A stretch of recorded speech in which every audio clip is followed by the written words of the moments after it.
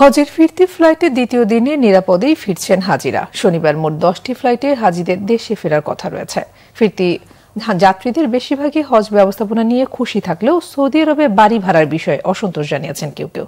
মিরাজ হোসেন গাজীর রিপোর্ট। সামর্থ্যবান ধর্মপ্রাণ মুসলমানদের অনেকেরই ইচ্ছা থাকে জীবনের শেষ বয়সে হলেও যেন পবিত্র হজ পালন করতে পারেন। আর সেই পবিত্র বাসনা যখন পূর্ণতা পায় তখন নিজেকে সার্থক বলে মনে করেন তারা। আমার মনের বাঞ্ছা পূর্ণ হয়েছে। আমি এখন নিজে শুদ্ধ হব, আমার পরিবারকে শুদ্ধ করব, এলাকাকে শুদ্ধ করব।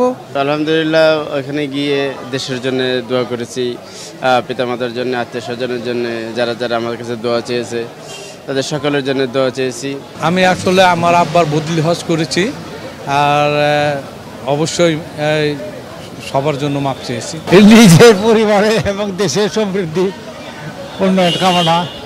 এবারের হজে এখন পর্যন্ত ৩৫ বাংলাদেশি মৃত্যুবরণ করেছেন সৌদি আরবের মাটিতে। হজ পালন শেষে নিজে সুস্থভাবে দেশের মাটিতে ফিরলেও মারা যাওয়া সহযাত্রীদের জন্য ভারাক্রান্ত কেউ কেউ। কোনো সমস্যা হয় নাই, ইনশাল্লাহ আমরা ভালোভাবে আমরা হজ করতে পারছি। অনেক হাজি হারাই গেছে, অনেক হাজি মারা গেছে। হ্যাঁ, তবে একটা কি রৌদ্র, খুব রৌদ্র, প্রচণ্ড রোদ, জানেন, রোদের জন্য অনেক হাজি মনে করেন হয়ে গেছে গা, মানে বয়স্ক লোক তো অনেকেই মানে দুর্বল হয়ে গেছে গা, অনেকে কি পড়ে গেছে গা, মারা গেছে। প্রতি বছরের হজে কিছু অব্যবস্থাপনা থাকলেও দেশে ফিরে এ নিয়ে খুব একটা অভিযোগ থাকে না হাজিদের। তবুও আগামীতে যেন একই ঘটনা না হয় সেদিকে সংশ্লিষ্টদের খেয়াল রাখার পরামর্শ অনেকের। নিয়োগ করছিলাম আরো 23 সালে, কিন্তু টাকা অভাবে আমি যেতে পারি।